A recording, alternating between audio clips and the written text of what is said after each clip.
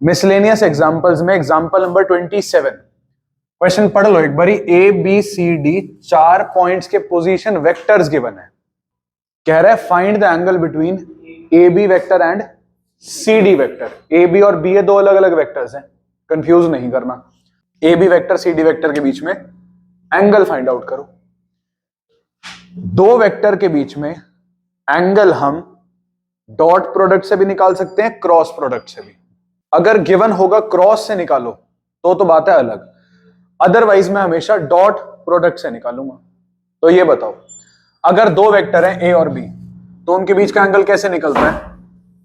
Cos inverse A dot B divided by A magnitude B magnitude. किस किस vector के बीच में एंगल निकालना है?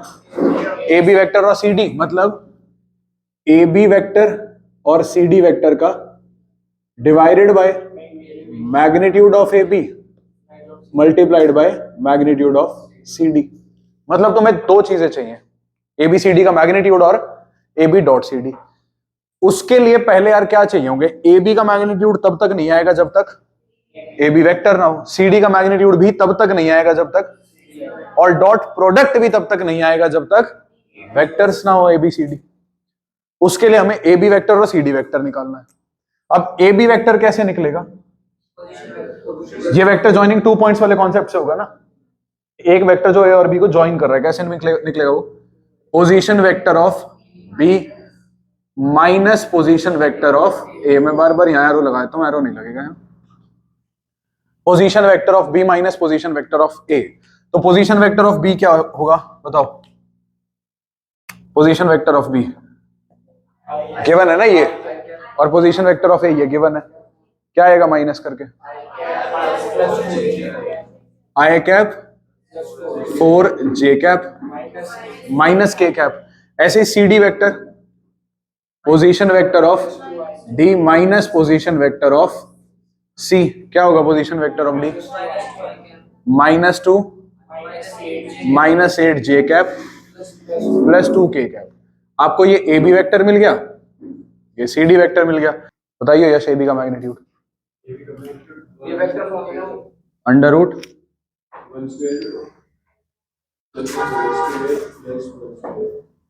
ठीक है, क्या आएगा? √18। ठीक है। सी डी का मैग्नीट्यूड मीत?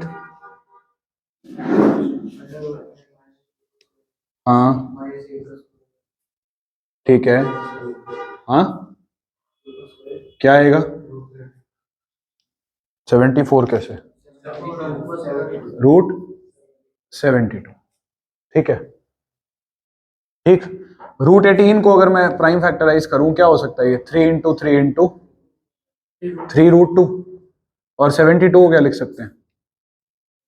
6 × 6 × प्राइम फैक्टराइज भी कर सकते हो, डायरेक्ट भी। मतलब तुम्हें मेनली अंदर दो नंबर सेम चाहिए होते हैं।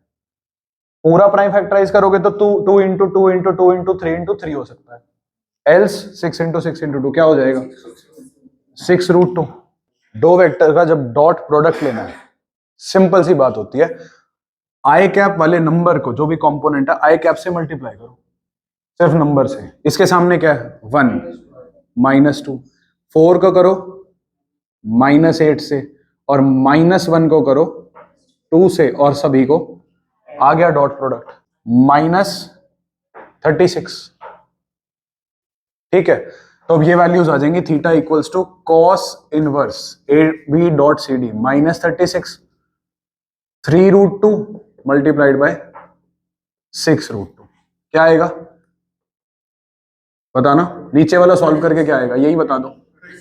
3 × 6 18, √2 × √2 2, 18 2 36। क्या आ गया? Cos inverse -1। मतलब कब होता है कॉस इनवर्स -1? अगर पता है तो ठीक है कि कॉस इनवर्स -1 पाई होता है। नहीं पता तो ये पता है कि कॉस थीटा -1 कहां होता है? कॉस थीटा -1 कब होता है? Cos theta -1। कॉस थीटा कौन सी एक्सिस पे 0 होता है? वाई पे। एक्स एक्सिस पे दो ही वैल्यूज होती हैं, 1 और पॉजिटिव साइड पे, नेगेटिव साइड पे। कॉस थीटा -1 कहां होगा? इधर। क्या एंगल होगा इधर? 180। तो -1 को उठा के क्या लिख सकते हो आप? Cos pi. कॉस इनवर्स और कॉस कैंसल, थीटा क्या आ गया? ये बताओ कॉस इनवर्स की प्रिंसिपल वैल्यू ब्रांच क्या होती है?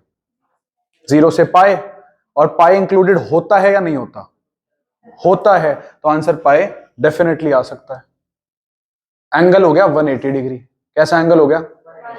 दो वेक्टर्स के बीच में 180 डिग्री एंगल मिलने का मतलब है वेक्टर ऐसे थे,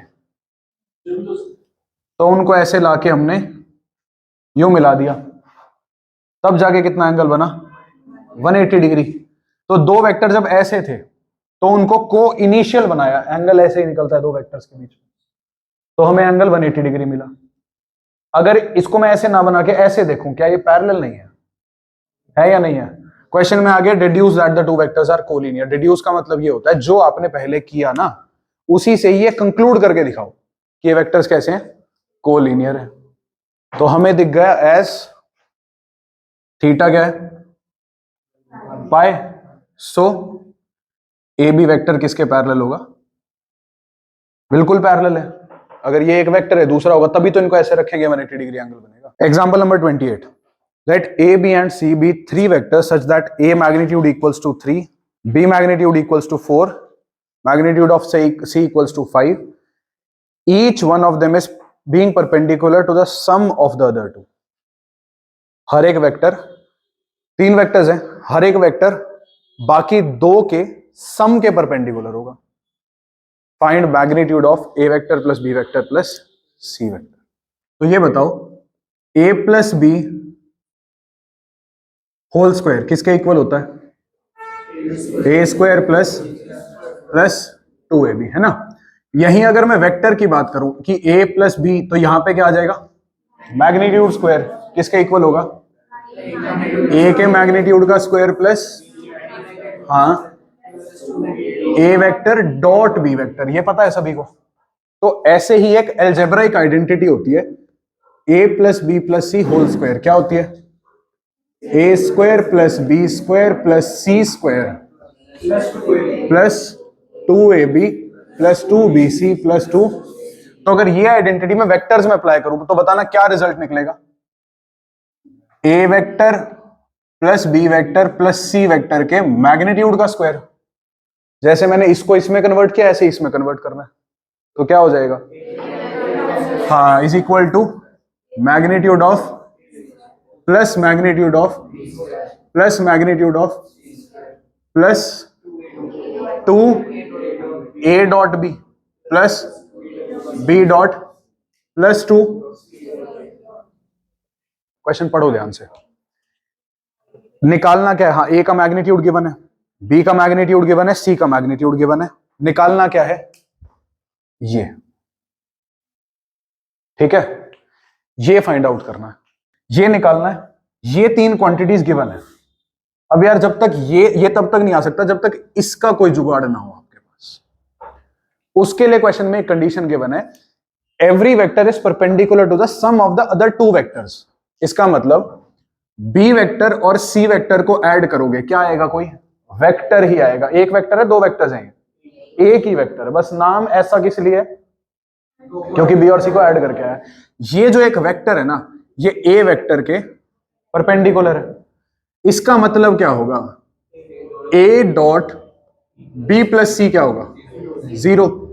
इसका मतलब क्या होगा? A dot B plus A dot C क्या होगा? 0। अच्छा, क्या यहां सी प्लस बी लिख सकता था? एडिशन कॉम्यूटेटिव होती है, कोई फर्क नहीं पड़ता। क्या यहां A dot B plus C की जगह A dot C plus B हो सकता था? बिल्कुल हो सकता था। क्या इसको ऐसे लिख सकता था? B plus C dot A. हाँ, डॉट प्रोडक्ट कॉम्यूटेटिव होता है, ठीक है ना? तो इसको पहले लिखो या इसको पहले लिखो, कोई फर्क नहीं पड़ता। बी वेक्टर किसके परपेंडिकुलर है? ए प्लस सी या C plus A? Implies that B vector का ए प्लस सी के साथ डॉट प्रोडक्ट क्या होगा? इसका मतलब B A vector plus B dot C equals to, अच्छा बी ए को क्या लिख सकता हूं? ए बी वेक्टर, ठीक है। आगे चलते हैं। सी किसके परपेंडिकुलर है? A vector plus B vector implies that c vector dot a vector plus B vector क्या होगा? पता है ना कहां से आ रहा है रिजल्ट? दो वेक्टर परपेंडिकुलर हो तो डॉट प्रोडक्ट किसके इक्वल होता है? जीरो के इक्वल। इस चैप्टर में मेमोराइजेशन ज्यादा है। सी डॉट ए डॉट सी लिख दो इसको क्योंकि ऊपर ए डॉट सी है, प्लस सी डॉट बी को B dot C equals to, इसको मानो फर्स्ट इक्वेशन, इसको मानो सेकंड इक्वेशन, इसको मानो adding 1 2 and 3, adding first second and third. जब ऐड होंगे ए डॉट बी, कहां गया ए डॉट बी? कितनी बार आ गया? Twice of A dot B, A dot C, A dot C, B dot C, B dot C, twice of B dot C plus A dot C या C dot A की बात है, is equal to 0 plus 0 plus 0, 0 हो गया। ठीक है, तो ये जो थर्ड कंडीशन है वो इसके लिए, ये 0 हो गया। आई बात समझ में? तो ये 0 हुआ तो क्या मिल जाएगा? A vector plus B vector plus C vector के मैग्नीट्यूड का स्क्वायर किसके इक्वल होगा? Magnitude of plus magnitude of plus magnitude of plus 0, magnitude of a square, 3 square plus plus 3 square 4 square 5 square 50 आ गया। डरना नहीं है, a vector plus B vector plus C vector का मैग्नीट्यूड कैसा नंबर होगा? एक पॉजिटिव नंबर, स्क्वायर उधर जाएगा, प्लस माइनस आना चाहिए। इस केस में आएगा? नहीं आएगा। ए plus b plus c whole magnitude क्या होगा? √50, मतलब example number 29, 3 vectors a, b and c satisfy the condition a vector plus b vector plus c vector equals to 0 vector. Evaluate the quantity mu equals to a dot b plus b dot c plus c dot a if magnitude of a equals to 3, magnitude of b equals to 4 and magnitude of c equals to 2. a plus b plus c क्या है question के हिसाब से? 0 vector, तो उसका magnitude क्या होगा? 0। यहां पे ये आ गया भैया 0 का square. What is magnitude of 3? Sorry, magnitude of a 3, magnitude of b और magnitude of c plus 2 common लेते हैं, क्या बचेगा? A dot B plus B dot C plus C dot a. इसको क्या बोला उसने? म्यू बोला हुआ है। ये इक्वेशन है, यहां से म्यू निकालना है बस। -29/2। कुछ बुक्स में ए का मैग्नीट्यूड 1 गिवन है, वो अकॉर्डिंगली एडजस्ट कर लेना अपना आंसर। एग्जांपल नंबर 30 कह रहा है एक अल्फा वेक्टर है ये, बीटा वेक्टर है ये, तो बीटा को ना दो वेक्टर्स के सम जिनका नाम बीटा 1 और बीटा 2 है उसमें एक्सप्रेस करो। ये बीटा वेक्टर है, इसको दो वेक्टर्स के सम में एक्सप्रेस करो, मतलब बीटा को तोड़ो किस किस में? बीटा 1 और बीटा 2 में। उन दोनों को ऐड करके दोबारा क्या मिलना चाहिए? Beta vector. और जो बीटा 1 होगा वो क्या होना चाहिए? अल्फा के पैरेलल। और बीटा 2 क्या होना चाहिए? अल्फा के परपेंडिकुलर। क्वेश्चन आया समझ में? बीटा वेक्टर को तोड़ना है दो वेक्टर्स में, बीटा 1 बीटा 2। बीटा 1 कैसा बनाना है? अल्फा के पैरेलल। बीटा 2 कैसा बनाना है? अल्फा के परपेंडिकुलर। एक्सट्रीमली इजी क्वेश्चन, डरना नहीं है। अगर तुम्हें कॉन्सेप्ट्स क्लियर हैं ये बता दो। अगर दो वेक्टर पैरेलल हो, अगर दो वेक्टर पैरेलल हो, कुछ थीटा नहीं, अगर दो वेक्टर पैरेलल हो तो एक वेक्टर दूसरे का क्या होता है? Scalar multiple. स्केलर मल्टीपल होता है, मतलब स्केलर से मल्टीप्लाई करते हैं। आ गई बात समझ में? तो समझो ध्यान से। एज बीटा 1 वेक्टर क्या होगा? Parallel to alpha. ये बीटा 1 जो हम ढूंढ रहे हैं ये अल्फा के पैरेलल है। सो बीटा 1 वेक्टर क्या होगा भाई? Lambda alpha vector. सही बात है नहीं है? अगर दो वेक्टर पैरेलल होते हैं तो एक वेक्टर दूसरे का स्केलर मल्टीपल होता है। बीटा 1 वेक्टर क्या होगा? अल्फा क्या है? इसको लैम्डा से मल्टीप्लाई करेंगे, क्या मिलेगा? 3 lambda A cap minus lambda ji cap. ये बीटा 1 वेक्टर है आपका। फाइनल आंसर नहीं है, लैम्डा तो ढूंढना पड़ेगा, बट वो मिलेगा कैसे वो देखो। आ गई बात समझ में? नाउ बीटा वेक्टर किसके इक्वल है? Beta 1 vector plus beta 2 vector. तो ये बताइए यहां से बीटा 2 वेक्टर को मैं लिख सकता हूं beta vector minus beta 1 vector, ठीक है। तो बीटा 2 वेक्टर किसके इक्वल होगा? Beta minus beta 1। Beta vector क्या है? ये, इसमें इसको माइनस करना है बीटा 1 को, इस वेक्टर में से इस वेक्टर को माइनस करना है। कैसे माइनस होगा? यहां पे आई कैप कंपोनेंट 2 है, यहां 3 लैम्डा, क्या आएगा? 2 माइनस, हाँ आगे यहां क्या है? 1, यहां क्या है? 1 माइनस लैम्डा जे कैप, और यहां क्या है? -3, यहां के का कंपोनेंट, तो -3। कौन सा वेक्टर मिल गया बेटा? बीटा 1 बीटा 2 दो वेक्टर ढूंढने थे, दोनों किस पे डिपेंडेंट है? लैम्डा। मतलब अब छोड़, बाकी सब छोड़ दो, बीटा 1 बीटा 2 नहीं, लैम्डा के पीछे पड़ जाओ कि लैम्डा कैसे आएगा। देखो क्वेश्चन में दो कंडीशन गिवन है कि एक पैरेलल और एक परपेंडिकुलर। बीटा 1 क्योंकि पैरेलल था तो ही तो मैं बीटा 1 को ये बना पाया, लैम्डा इंट्रोड्यूस कर पाया। मैंने अब तक परपेंडिकुलर का यूज किया है? नहीं किया। As beta 2 vector is perpendicular to alpha, क्या होगा भाई परपेंडिकुलर से?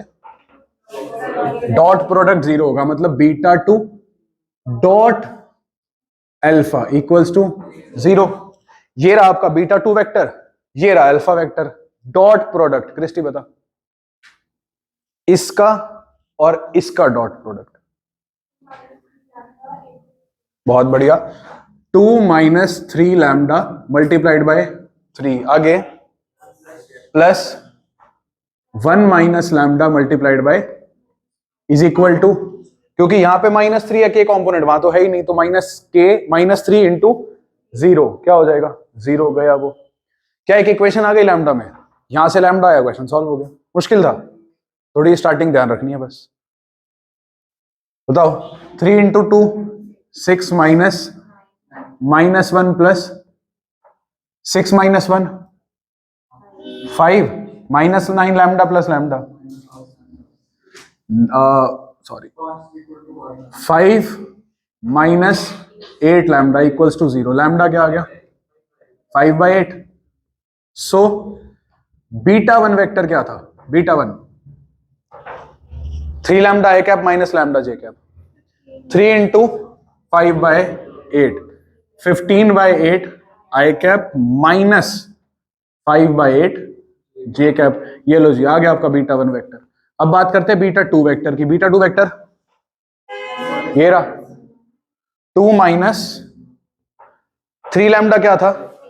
15/8, 2 माइनस 15/8 आई कैप, 1 माइनस लैम्डा मतलब 1 माइनस 5/8 जे कैप, साथ में -3 के कैप।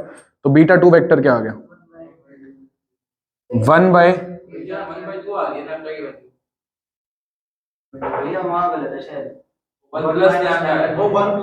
कहां पे? कहां पे? एक सेकेंड, क्या बोल रहे हो? बीटा कहां है? ये रहा 1। अच्छा ठीक है, ओके।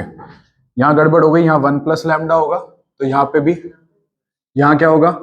माइनस, तो ये हो जाएगा -10 लैम्डा, ठीक है। फिर आंसर 1/2 आ जाएगा। 1/2 को तो यहां पे हो जाएगा 3/2, और यहां हो जाएगा 1/2, और फिर 2 माइनस 3/2, और यहां पे 1 माइनस 1/2। तो 2 माइनस 3/2 क्या आ जाएगा? 1/2 प्लस 1/2 जे कैप माइनस, मिल गए बीटा 2 वेक्टर और बीटा 1 वेक्टर। अब कैसे 3/2 आ रहा है?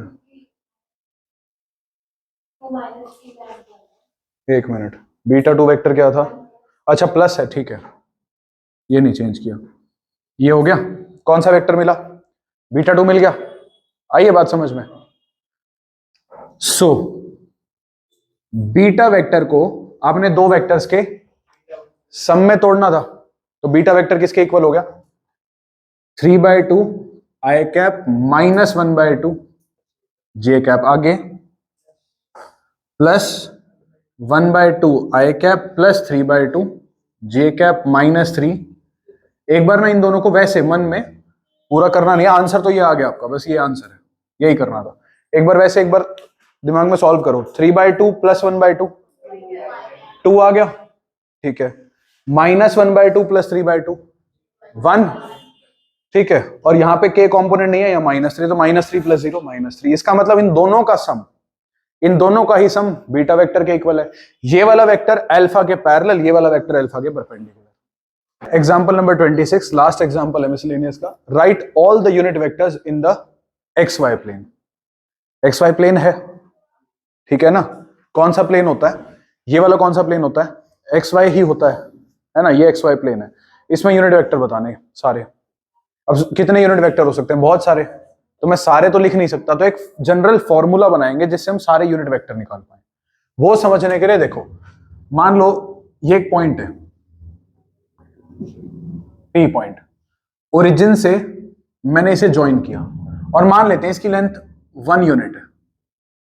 ये ओ पी वेक्टर हो गया। कौन सा वेक्टर हो गया? लेंथ क्या है?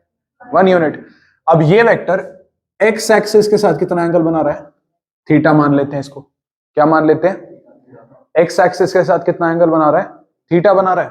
तो एक बात बताओ, अगर मैं इस पी पॉइंट से एक्स एक्सिस पे परपेंडिकुलर गिराऊं तो वो क्यू पॉइंट पे जाके एक्स एक्सिस से टकरा गई। क्या किया? पी पॉइंट से एक्स एक्सिस के ऊपर परपेंडिकुलर गिराया, तो वो एक्स एक्सिस को कहां मिल रही है? क्यू पॉइंट पे। एक बात बताओ, साइन थीटा किस किस के इक्वल होगा? साइन थीटा कौन कौन सी साइड्स का रेशियो होता है? Perpendicular upon hypotenuse. हाइपोटेन्यूज कौन सी होगी यहाँ पे? ओपी, और परपेंडिकुलर पी क्यू। तो मैं कह सकता हूं P Q by OP. What is the length of OP? तो साइन थीटा किसके इक्वल आ गया? पी क्यू के इक्वल। आगे बात करते हैं, कॉस थीटा किसके इक्वल होगा? Base upon hypotenuse. बेस कौन सा होगा? O Q by OP. तो कॉस थीटा किसके इक्वल हो गया? ओ क्यू के इक्वल। एक बात बताओ, पी पॉइंट तक पहुंचने के लिए, पी पॉइंट तक पहुंचने के लिए ओरिजिन से कितना राइट चलोगे? ओ क्यू जितना। पी पॉइंट पे पहुंचने के लिए, अगर मान लो पी पॉइंट के कोऑर्डिनेट एक्स वाई है, क्या है कोऑर्डिनेट्स? तो पी पॉइंट तक पहुंचने के लिए ओरिजिन से कितना राइट चलोगे? एक्स के इक्वल, मतलब ओ क्यू के इक्वल। और ओ क्यू क्या है? Cos theta. इसका मतलब ये जो पी पॉइंट है इसके कोऑर्डिनेट क्या है? एक्स कोऑर्डिनेट कॉस थीटा है। अच्छा, ओरिजिन से कितना ऊपर जाओगे पी पॉइंट पे पहुंचने के लिए? पी क्यू के इक्वल, जो कि कौन सा कोऑर्डिनेट है? Y coordinate. पी क्यू की वैल्यू क्या है? Sine theta. तो वाई कोऑर्डिनेट क्या हो गया? Sine theta. किसके कोऑर्डिनेट्स आ गए? तो ये बताओ ओपी वेक्टर क्या होगा? ओपी वेक्टर कैसे निकलेगा ओपी वेक्टर? अरे जब पी के coordinate sine theta cos theta sine theta है, पी के कोऑर्डिनेट्स क्या है? कॉस थीटा साइन थीटा, तो ओपी वेक्टर क्या होगा? Position vector. तो क्या होगा? अरे भाई, किसी भी पॉइंट का पोजीशन वेक्टर कैसे निकलता है? उसके कोऑर्डिनेट से। मतलब कॉस थीटा प्लस जे कैप, ये एक वेक्टर मिल गया। अब एक बात बताओ, इसका मैग्नीट्यूड क्या होगा? कैसे? Under root cos square theta plus sine square theta. What is cos square theta plus sine square theta? √1 is 1। इसका मैग्नीट्यूड क्या आ गया? अब जैसे जैसे समझना बात को, ये मान लो लेंथ 1 है। कितनी लेंथ है? तुम इसको ऐसे घुमाते रहो, जैसे मर्जी घुमाते रहो, क्या चेंज होगा? थीटा चेंज होती रहेगी। यहां थीटा चेंज होता रहेगा, नहीं होता रहेगा? थीटा चेंज होता रहेगा। जैसे मान लो यहां आ गए, तो थीटा हो गया 60। कितना हो गया? साइन 60 और कॉस 60। तो वेक्टर क्या बन गया बताओ? 1/2 आई कैप प्लस √3/2 जे कैप। आई बात समझ में? अगर ये 30 हो गया तो कॉस 30 √3/2 आई कैप, साइन 30 1/2 जे कैप। मतलब अब तुम इसको ऐसे जितना मर्जी घुमा लो, सिर्फ क्या चेंज होगा? थीटा। वो थीटा की वैल्यू ये फॉर्मूला बन गया। थीटा चेंज होता रहेगा, वो वैल्यू इसमें डालते रहो थीटा की। कॉस थीटा और साइन थीटा जो आएंगे वो वैल्यू डालो, आपको एक यूनिट वेक्टर मिल जाएगा अपने आप।